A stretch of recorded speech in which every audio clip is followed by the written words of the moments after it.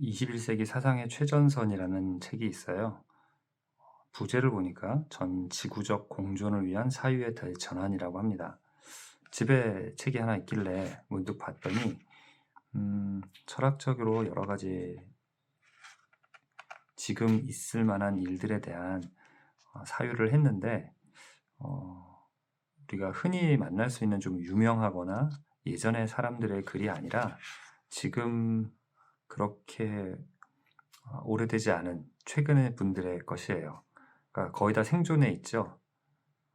그리고 물론 지금 책을 읽으시는 제 영상을 보시는 분들보다는 좀 이전 세대 분들이지만 그래도 굉장히 최근의 글입니다. 그 중에서 한 편 그냥 아무거나 탁 펼쳐봤더니 인간과 동물은 어떻게 사유하는가라는 부분이 있습니다. 자, 이걸 한번 같이 읽어볼게요. 저도 지금 처음 보는 거예요.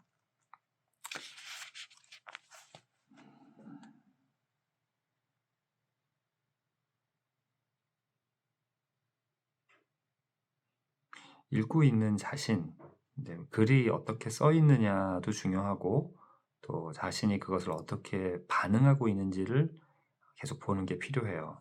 그래서 지금 한 3줄 읽었는데요. 저도 반려견을 키우고 있거든요. 그걸 생각할 수 있죠. 그리고 이렇게 집에서 키우고 있는 동물뿐만 아니라 이 세상에 야생으로 또는 가축으로 같이 공존하고 있는 동물들에 대한 생각들을 해볼 수 있죠. 아마 제 마음속에 아프리카 돼지 열병이 계속 남아있지는 않을 것 같아요. 왜냐하면 논쟁이 벌어지기도 했다. 사회 바깥의 존재가 아니라 동물계에서만 벌어지는 일이 아니라 우리한테도 큰 영향을 미치기 때문이죠. 제가 돼지를 키우지는 않지만 아프리카 돼지 열병, 야생 멧돼지 사냥, 그 다음에 이제 돼지고기 값 인상 이런 것들이 저한테 찾아오는 문제들이니까요. 그래서 여기 나온 것처럼 사회 바깥의 존재뿐만이 아니라 나와 무관한 존재가 아니다라는 것에 저는 동의를 한 채 넘어가는데 인간과 함께 살아가는 반려자로서 온기와 애정을 나누기도 하지만 제가 저희 집에 있는 큰 개에 기대서 이렇게 그 녀석의 배를 이렇게 쓰다듬고 있는 그런 생각도 되고 근데 가축 전염병의 매개체로서 위험과 공포를 불러일으키기도 한다. 그래서 그 부분에 대해서 가축 살처분으로 인해 이렇게 동물이 무수히 죽어가는 모습은 집단적 트라우마를 야기하기도 한다. 만약에 제가 돼지를 키우고 있는데 돼지가 집단 살처분을 당하는 것을 보면 정말 마음이 아프겠죠. 저희 집에서 키우는 강아지와 같은 종 또는 강아지를 집단적으로 살처분하는 일은 지금은 안 보여요. 물론 예전에 식용으로 그렇게 하기도 했었지만 그게 뉴스에 보도되거나 막 다가오진 않거든요. 근데 아마 그러면 좀 다르겠다. 만약에 그런 일이 있으면 제가 그걸 보면서 그런 뉴스를 접하면서 받게 되는 충격은 굉장히 클 수 있겠다. 이런 생각이 드네요. 정동. 자, 사회에서 다양한 지위, 역할, 정동을 통해 인간들과 다양한 관계를 형성한다. 자, 정동이라는 말이 잘 모르겠어요. 그럼 어떻게 해요? 찾아봐야죠. 지금 이 책 계속 들여다보고 있다고 떠오르는 게 아니니까 찾아봐야 되겠네요. 잠깐만요. 한번 찾아볼게요. 자, 책을 읽을 때 책 안에서 모든 걸 해결할 수가 없는 경우가 많이 있어요. 그러면 당연히 해결할 수 있는 거 물어보거나 누구한테 보여주면서 어떻게 생각하느냐고 하든지 뭐 찾아보든지 그럴 수 있죠. 정동, 정동진, 정동이라는 곳이 있잖아요. 그 덕수궁 그체. 희로애락과 같이 일시적으로 급격히 일어나는 감정, 진행 중인 사고 과정이 멎게 되거나 신체 변화가 뒤따르는 강렬한 감정 상태이다. 갑자기 일어나는 노여움, 두려움, 기쁨, 슬픔 따위의 급격한 감정을 말한대요. 자, 그러니까 다양한 지위, 역할, 정동 등을 통해서 인간과 관계된다. 그러니까 어떤 그 동물들에 대해서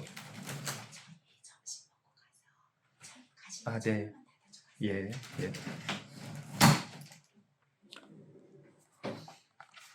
자, 정동이란 건 그러니까 감정적인 어떤 교류 쪽으로 좀 얘기를 한 것 같네요. 혹시 다른 뜻이 있나? 뭐 동쪽을 향해 감 이런 건 아닐 테니까요. 자, 그러니까 다양한 지위, 사회에서 다양한 지위, 다양한 역할, 정동을 통해 그러니까 인간이 어떤 감정을 느끼게 하는데 이 동물들이 역할을 하는 거죠. 잠깐 위에 있는 이런 얘기도 포함이 될 수 있겠네요. 야생 멧돼지 사냥 또는 집단적인 살처분이 그 뉴스를 접하는 사람에게 급격한 감정을 불러일으키기도 하죠. 그럼 그게 뭐 관계를 맺는지? 그러면 그걸 통해서 어느 날 좀 더 살처분되는 그 돼지들 또는 조류들을 안타깝게 생각하고 그게 나와 굉장히 가까이에 있는 것 같이 느껴지면서 그 생물들의 입장이 되어 보려고 하는 그런 움직임이 될 수도 있으니까요. 자, 그래서 그런 어떤 동물 보호 단체에 가입한다든지 더 관심을 갖는다든지 이런 일도 생길 수 있잖아요. 자, 그래서 이러한 것들 이렇게 어떻게 관계를 맺을 수 있을까가 인문학적으로 진지하게 성찰되고 있다고 하네요. 그러면 이제 인문학적인 접근을 하겠죠. 그 다음에 자, 철학자이자 동물 행동학자 이런 거 좀 철학자는 많이 보셨으니까 철학자가 뭐 하는 사람인지를 정확하게 하시지는 않더라도 좀 나름 생각하는 게 있을 텐데 동물 행동학자가 좀 낯선 분도 있을 수 있어요. 동물이 어떻게 행동하느냐, 동물의 행동을 연구하는 학자인 거죠. 인간과 동물이 맺는 다양한 관계를 철학과 동물 행동학의 서사로 직조한다. 자, 이 책을 읽으면서 이제 만나게 되는 아까 정동이라는 말 그리고 단어로만 봤을 때 어려운 점은 이렇게 직조. 네. 근데 서사라는 말은 요즘 뭐 영화의 서사도 있고요. 심지어 그 아이돌 그룹의 서사. 그러니까 아이돌이 어떻게 데뷔했고 어떤 과정을 거쳐서 그룹에 속해 있으며 뭐 이런 이야기들. 이런 것들의 서사라는 단어를 잘 쓰더라고요. 그러니까 서사라는 단어가 어렵진 않은데 낯설게 사용되면 낯설게 어떤 문장을 구성하게 되면 힘들어지는 경우가 있어요. 자, 동물들이 맺는 다양한 관계를 철학과 동물학의 서사로 직조한다. 그러면 이게 문법적인 처리가 좀 약해서 이 문장이 뭔 소리야 이렇게 머물렀을 수 있어요. 동물이 맺는 다양한 관계를이죠. 이거를 어떻게 한다는 거예요. 자, 철학과 동물 행동학의 서사로. 그러니까 철학과 동물 행동학은 뭐 어쨌든 학문이길 텐데 학문의 내용은 잘 모르겠지만 그것의 서사, 여기서 이 서사가 이제 핵심인 거죠. 서사를 이해하면 이해할 수 있을 텐데 아까 제가 말한 서사를 그냥 집어넣었을 때 말이 잘 되나 뭔가 스토리 같은 식으로 제가 아까 서사를 얘기했잖아요. 자, 그런데 서사를 그래서 다시 한번 서사의 단어의 뜻이 뭘까? 내가 평소 접하면서 알게 됐던 그 단어의 뜻 말고 좀 또 다른 뜻 또는 더 기본적인 뜻이 있을까라고 찾아봤더니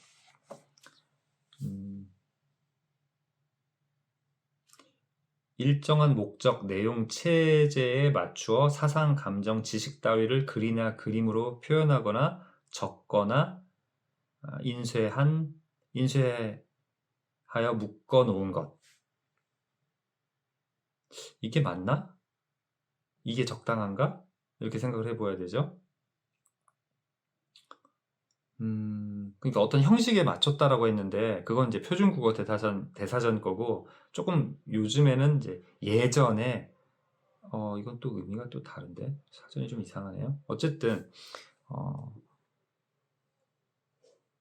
뭔가 사상, 감정, 지식 따위가 글이나 그림으로 표현되고 정리된 것들이라고 얘기한다면 여기서 철학과 동물 행동학의 서사는 철학이 무엇을 설명하거나 이렇게 정리하는 방식, 정리한 것 또는 동물 행동학이 무엇을 설명하고 이렇게 적어 나가는 것 그런 방식으로 그러니까 뱅시안 데스프레는 철학자이면서 동물 행동학자잖아요. 그러니까 철학의 방법과 동물 행동학의 방법으로 또는 그런 학문들의 관점으로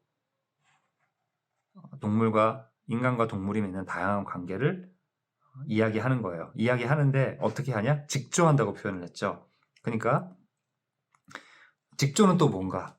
그러면 직조는 뭔가 이렇게 욕감을 짜는 것으로 생각이 되잖아요.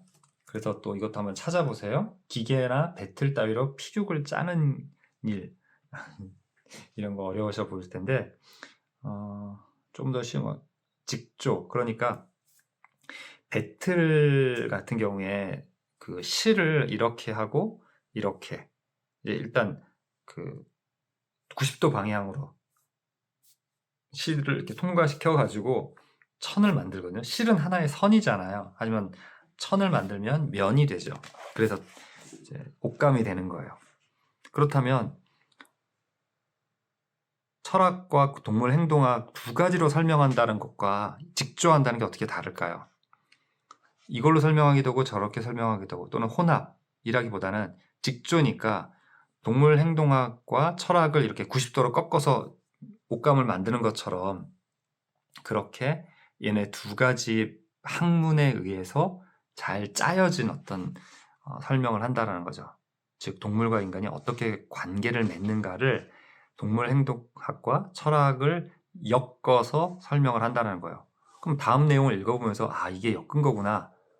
그러니까 어떤 관계가 있지에 대한 생각, 즉 이 글이 말하고 싶었던 중심적인 내용도 알 수 있겠지만 아, 이 사람이 직조한다고 표현했는데 꼭 직조는 아니지만 어쨌든 같이 동시에 또는 엮어서 철학과 동물 행동학으로 설명한다는 게 이런 식이구나. 두 개의 학문 갖고 엮어서 설명한다는 게 이런 걸 얘기하는 거구나. 이것도 아실 수 있어요. 자. 그는 인간과 동물의 관계를 설정하는 여러 정동 가운데에서도 특히 경의와 호기심을 강조한다. 정동 또 나왔죠? 아까 안 찾아봤으면 어땠겠어요? 찾아보길 잘했죠? 자, 여러 정동 가운데서 특히 경의와 호기심을 강조한다. 정동 찾아봤으니까 정동 가운데서 경의와 호기심 했을 때 경의와 호기심은 이미 잘 알고 있겠지만 정동 가운데서라는 게 문제가 안 되죠. 자, 경의와 호기심을 강조해요. 인간과 동물의 관계에서 경의와 호기심. 혹시 이거 인간적인 측면에서 인간이 동물을 바라봤을 때의 경의와 호기심만 얘기하지는 않겠지라는 생각이 드네요. 동물이 인간을 봤을 때의 경의와 호기심 측면도 얘기하면 좋지 않을까? 그것도 재밌을 것 같은데 이런 생각이 들었어요. 자, 철학이 경의와 호기심에서 시작되듯 그런가요? 자, 이렇게 메인 내용은 아니지만 뭐뭐 되듯 하고 이렇게 앞에서 하나 던져놨는데 그게 이해가 안 될 때가 있어요. 그러면 이거 찍고 빨리 다음 내용 넘어가서 이 메인인 것 같은 이거 이해하느라고 바쁘기 때문에 그럴 수 있거든요. 멈추는 게 필요하죠. 철학이 경의와 호기심에서 시작되듯 철학이 경이라는 것과 호기심이라는 것이 무엇인지를 논하는 데서 시작되는 걸까요? 운 없이 그런 쪽으로 생각이 꽂혀서 이해가 안 되는 경우도 있을 수 있어요. 근데 좀 다르게 또 보면 어떤 것에 대한 이 세상에 대한 또는 추상적 세계에 대한 경의와 호기심에서 시작을 했다라고 생각할 수 있죠. 아마 이게 맞을 것 같아요. 근데 맞는 것보다는 읽으면서 아 그렇겠구나 생각하는 게 더 좋죠. 인간과 동물의 관계에 있어서도 이 두 감정이 중요하다고 생각하는 것이다. 이는 동물과 인간의 동질성보다 이질성과 차이를 찾으려는 노력이라고 할 수 있다. 아하, 경의와 호기심. 모르니까 호기심이 생기고 모르니까 경이로운 거죠. 물론 모르는데 혐오하거나 당황하거나 경계할 수도 있어요. 자, 이는 이질성과 차이를 찾으려는 노력. 자, 동물은 인간과 다른 존재라는 점에서 경의를 불러일으키며 이로써 인간과 흥미로운 동반 관계를 형성할 수 있다. 인간의 측면에서 본 동물이죠. 이런 의미에서 데스프레는 프랑스 철학자 이사벨 스탄게르스가 이야기하는 코스모폴리틱스, 다시 말해 인간과 비인간 행위자가 공통으로 참여하는 생태적 집합체의 다양한 결합을 추적하는 철학을 실천한다고 할 수 있다.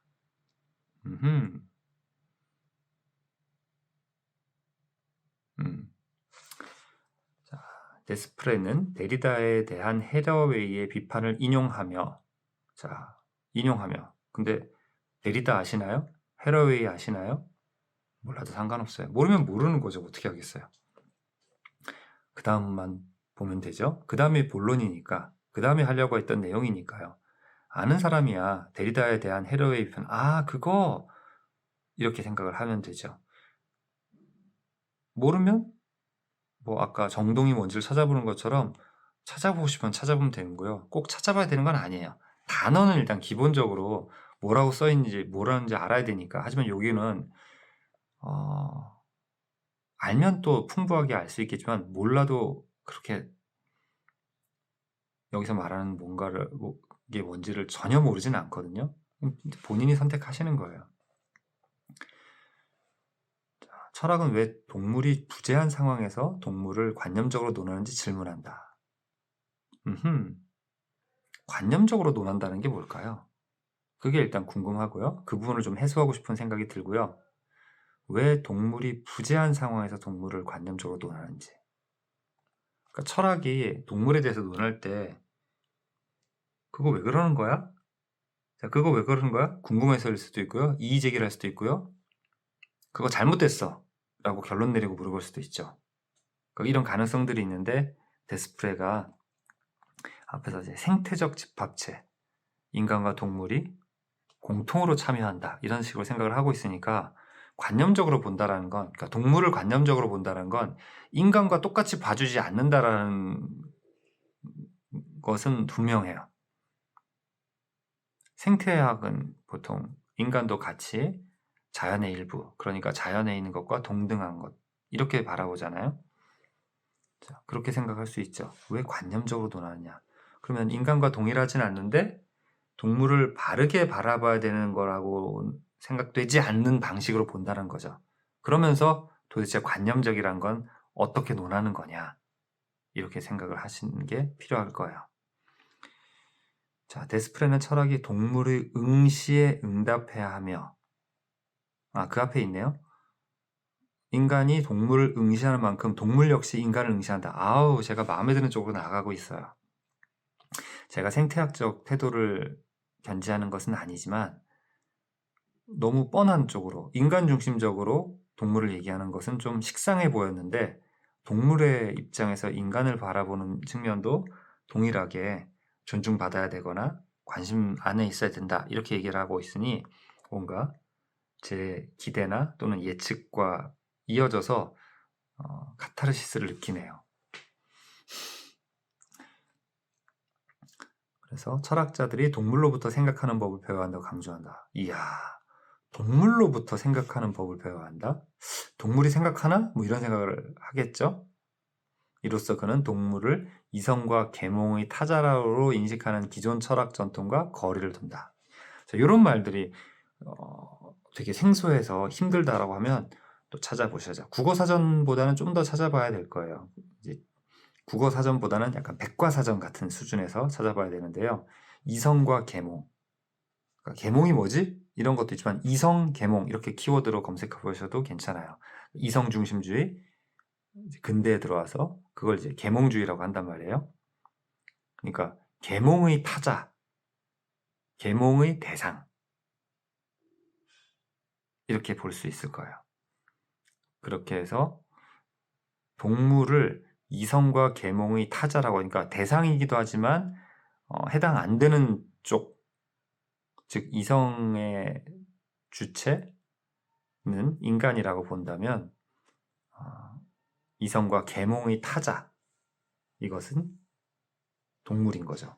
즉 동물은 가르치거나 훈련해서 순화시키거나 또는 인간이 이용하는 대상, 이런 것들을 계몽의 타자라고 보는 거예요. 도대체 계몽의 타자가 왜 그런 의미를 가져? 라고 하면 계몽주의 또는 계몽에 대해서 좀 찾아보셔야 될 거예요. 자, 어때요? 약간 보여드렸는데 이런 식으로 읽어나갈 수 있죠. 자, 이게 지식적으로도 굉장히 익숙하다기보다는 요즘 많이 내우는 얘기면서 살짝 낯선 부분들이 있을 만한 그런 내용이라서 읽어보기 참 좋습니다. 읽는 연습을 하기에도 참 좋아요. 그래서 자, 오늘 짧게지만 한번 이렇게 같이 읽어봤습니다.